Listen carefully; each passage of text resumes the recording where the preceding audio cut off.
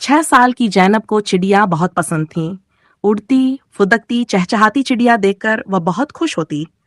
हरे हरे तोते उसे खास तौर पर अच्छे लगते थे।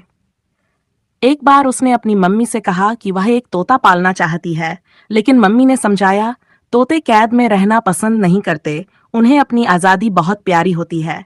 घर के सामने पेड़ों पर बहुत सारी चिड़िया रहती हैं, जो खूब चहचहाती हैं। तुम उन्हें देखा करो।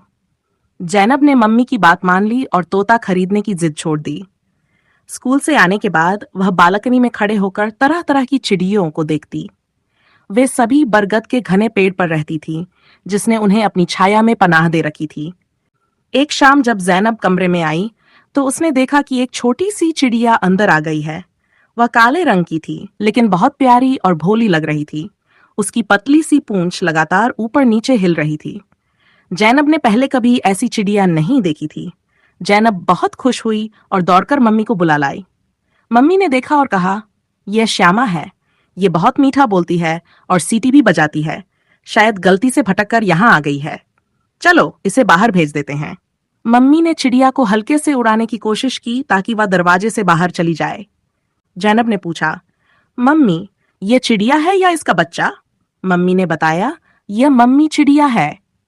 जैनब चिंतित हो गई। तो हमें इसे जरूर बाहर भेजना चाहिए। इसके बच्चे इसका इंतजार कर रहे होंगे। वह मम्मी के साथ चिड़िया को बाहर भेजने में लग गई, लेकिन शाम होने के कारण चिड़िया थोड़ा घबरा गई थी। उसे कम दिखाई दे रहा था, इसलिए वह कभी कमरे की ट्यूबलाइट पर, कभी दीवार की घड़ी पर, कभी पंखे के पंखों पर, तो कभी बड़ी सी पेंटिंग के फिंक के फ्रेम पर बैठ जा रही थी। जैनब और मम्मी ने बहुत कोशिश की, लेकिन वह दरवाजे की ओर गई ही नहीं जहां से वह आई थी। मम्मी ने कहा, ऐसा करते हैं, इसे अभी यहीं रहने देते हैं। सुबह होते ही इसे रास्ता मिल जाएगा। ठीक है, आज रात यह हमारी मेहमान रहेगी। रात को जब सब लोग कमरे में आए तो पापा ने कहा, अगर पंखा चला और चिड़िया उड़ पड़ी तो उससे टकरा सकती है।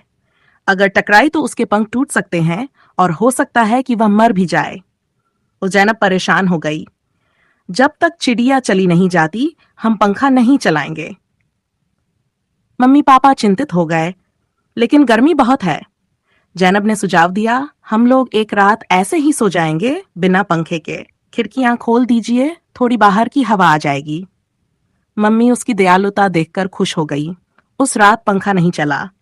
थोड़ी देर तक सबने गर्मी बर्दाश्त की, फिर धीरे धीरे सो गए। वह जैनब स्कूल जाने के लिए जल्दी उठी। उठते ही उसने चिड़िया को देखा। वह पंखे के पंखों पर बैठी थी। जैनब खुश होकर बोली, अच्छा हुआ जो पंखा नहीं चलाया। मम्मी ने फिर चिड़िया को हल्के से उड़ाया। इस बार वह थोड़ा इधर उधर फुदकी और जल्द ही उसे दरवाजा दिख गया। वह उड़कर बालकनी से बाहर निकल गई और सीधे पेड़ पर जा बैठी। जाते जाते उसने एक मीठी सीटी बजाई। जैनब ताली बजाकर बोली, मम्मी देखो, यह थैंक यू कह रही है। फिर वह जल्दी जल्दी स्कूल जाने की तैयारी करने लगी, क्योंकि उसे क्लास में जाकर सबको चिड़िया की कहानी सुनानी थी।